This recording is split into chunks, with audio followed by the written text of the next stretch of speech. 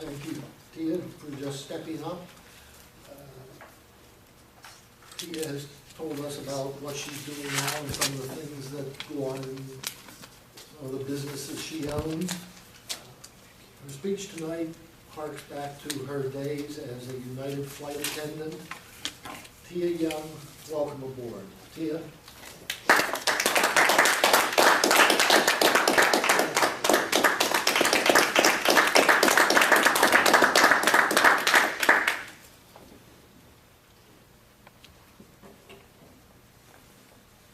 Good evening, ladies and gentlemen, and welcome to Suncoast Airlines, Flight 1667, non-stop service to New York's JFK Airport. My name is Tia Young, and I'll be serving as your first flight attendant. Along with me in the cabin are flight attendants Gwen and flight attendant Sandra.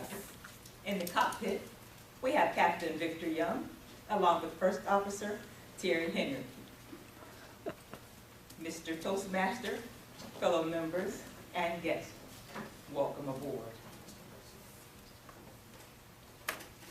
I have the pleasure of serving as the United Airlines flight attendant for 14 years, from 1991 until 2005.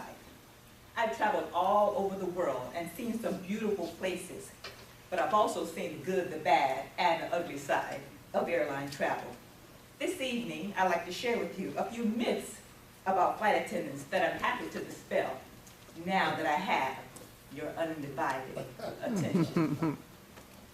Ladies and gentlemen, this evening we have a full flight on this Airbus A320 of 150 passengers. Make sure when storing your bags that you use the space under your seat for your smaller items and the overhead bin for the larger ones. Myth number 1. A flight attendant is supposed to help me lift my bags. The truth is, flight attendants are not required to lift heavy bags into the overhead bin.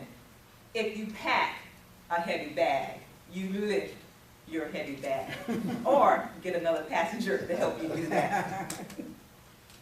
The airline will not cover back injuries due to lifting passenger bags. However, flight attendants can assist you in finding proper storage. The bag can be checked at the airplane door to your final destination, or it can be placed in the first class cabin closet if there's space available. Before takeoff, we're required to prepare the cabin for departure. We have to make sure that the bags are stowed, the aisles are clear, your seat belts are fastened, your tray tables and seat backs are in their upright and locked position. In the case of an emergency, a flight attendant must evacuate the entire airplane in only 90 seconds. Yes, 1.5 minutes. So, at this time, look around the room and find the exits nearest your seat, keeping in mind that the nearest exit may be behind you. Also, in the event of a rapid decompression, oxygen mask will fall from the panel above your seat. When you see the mask, pull it towards you to start the flow of oxygen. Pull the elastic band around your head and tighten the straps, and then breathe normally. When assisting others, remember, Sue, please put on your mask before you help Frank. Now sit back, relax, and enjoy the flight.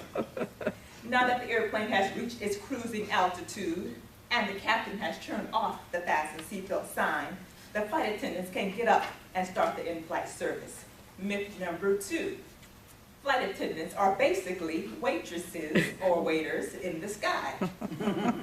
The truth is, the most important role of a flight attendant is for passenger safety. Serving snacks and drinks is part of our job duty, but it's much further down on our list of responsibilities. Waiters have one main job, and that's to serve food. If anything goes wrong for us at 30,000 feet, we cannot call 911 or the EMT or the fire department when that engine catches fire. We must handle any situation that comes our way. Now we must prep the cabin for landing. Just like we did before takeoff, the crew begins also thinking about what they're going to do on their layover. This brings me to our last myth, myth number 3. Layovers are one big party. The truth is that not all that much partying is going on on a short layover at an airport hotel of less than 12 hours. Flight attendants with more seniority will have longer layovers, but the majority of them will not on domestic U.S. flights. On many layovers, we do what's called a slam click. And that simply means as soon as we get to the hotel and get our keys, we go to our room and you can hear the line of doors slamming and the locks clicking on the doors just to get some rest away from your family that you love. Also, flight attendants and pilots cannot drink alcohol within 12 hours of their next flight and are subject to random drug testing. So there's no time to enjoy a drink. Ladies and gentlemen, welcome to New York's JFK Airport.